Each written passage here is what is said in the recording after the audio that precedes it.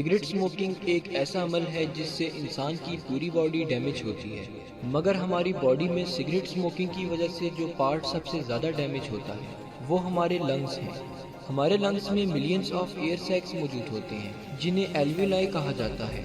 جب ہم سانس اندر لیتے ہیں تو ایلویولائی میں موجود آکسیجن ایئر میں سے بلڈ میں شامل ہوتی ہے، اور جب ہم سانس باہر نکالتے ہیں تو بلڈ سے کاربن ڈائی آکسائڈ نکل کر ایلویولائی میں جاتی ہے، جہاں سے پھر یہ باڈی سے باہر نکال دی جاتی ہے۔ ایلویولائی تک ایئر کو لانے اور باہر نکالنے کے لیے لنگز میں ایئر ویز موجود ہوتے ہیں جنہیں برونکائی کہا جاتا ہے۔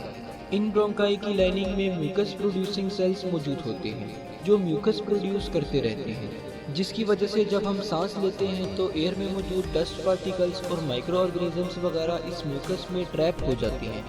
اس کے ساتھ ساتھ برونکائی کی انٹرنل لائننگ کے سیلز کی سرفیس پر ہیئر لائک پروجیکشنز یعنی سیلیا بھی موجود ہوتے ہیں۔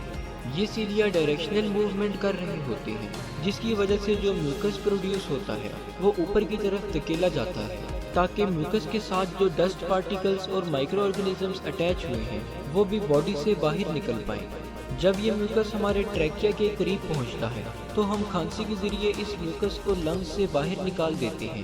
مگر جب ہم اسموکنگ کرتے ہیں تو 700 سے زیادہ ہارمفل کیمیکلز ہم اپنے لنگز میں بھیج رہے ہوتے ہیں۔ یہ کیمیکلز ہمارے بلڈ میں شامل ہو کر پورے جسم کو نقصان تو دیتے ہی ہیں، مگر اس کے ساتھ ساتھ لنگز کو پوری طرح ڈیمیج کرتے ہیں۔ اسموکنگ کی وجہ سے جو سائیڈ ایفیکٹس آتے ہیں وہ سلولی آتے ہیں، جیسا کہ جب ہم سگریٹ پیتے ہیں تو سگریٹ میں موجود ٹار جو کہ ایک harmful brown to black colour کا سبسٹنس ہے وہ ہمارے لنگز میں انٹر ہو رہا ہوتا ہے، اور یہ سبسٹنس اسٹکی نیچر کا ہوتا ہے، جس سے یہ ہمارے ایلویولائی اور برونکائی میں اٹیچ ہو کر انفلیمیشن کاز کرتا ہے، جس کے نتیجے میں ہمارے ایلویولائی میں امیون سیلز اکٹھا ہونا شروع ہو جاتے ہیں، اور یہ امیون سیلز انفلیمیٹری رسپانس کے نتیجے میں ایلویولائی کی والز کو بھی ڈیمیج کرنا شروع کر دیتے ہیں، جس کی وجہ سے ایلویولائی اپنی الاسٹیسٹی کھو دیتی ہے۔ اس کنڈیشن کو ایمفیسیما کہا جاتا ہے۔ ایمفیسیما کے نتیجے میں آکسیجن اور کاربن ڈائی آکسائڈ کی ایکسچینج ایلویولائی میں اچھے سے نہیں ہو پاتی، جس کی وجہ سے اسموکرز کو تھکاوٹ، سانس میں کمی، ویزنگ اور چلتے وقت دم گھٹنے والی سمپٹمز ظاہر ہوتی ہیں۔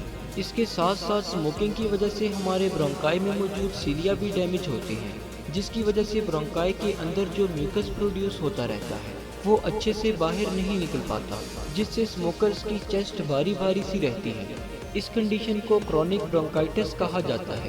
اس کنڈیشن کے نتیجے میں اسموکرز کو بار بار کھانسی آتی رہتی ہے، مگر پھر بھی میوکس لنگز سے باہر نہیں نکل پاتا۔ سگریٹ اسموکرز میں یہ دونوں کنڈیشنز ایک ساتھ پائی جاتی ہیں، اور جب یہ دونوں کنڈیشنز ایک ساتھ ہوں تو اسے کرونک ابسٹرکٹیو پلمنری ڈیزیز کہا جاتا ہے۔ اس کے علاوہ اسموکنگ کی وجہ سے لنگ کینسر کے چانسز بھی رہتے ہیں، یعنی دنیا میں لنگز کینسر کے 90% کیسز سگریٹ اسموکنگ کی وجہ سے ہوتے ہیں، اور اگر آپ ایستھما کے مریض ہیں تو اسموکنگ ایستھما کو مزید ورس بناتا ہے۔ ایک سروے کے مطابق یہ دیکھا گیا ہے کہ ورلڈ میں ہر 5 میں سے 1 ڈیتھ اسموکنگ کی وجہ سے ہو رہی ہے، اس لیے اس ہیبٹ سے چھٹکارا پانا بہت ضروری ہے۔ اور ویسے تو اسموکنگ کے نتیجے میں لنگز پر جو امپیکٹ پڑتے ہیں وہ irreversible ہوتے ہیں، مگر پھر بھی آپ اسموکنگ کوئٹ کر کے 20 سے 30% اپنے لنگز کو دوبارہ سے ریکور کر سکتے ہیں۔ شکریہ، اللہ حافظ۔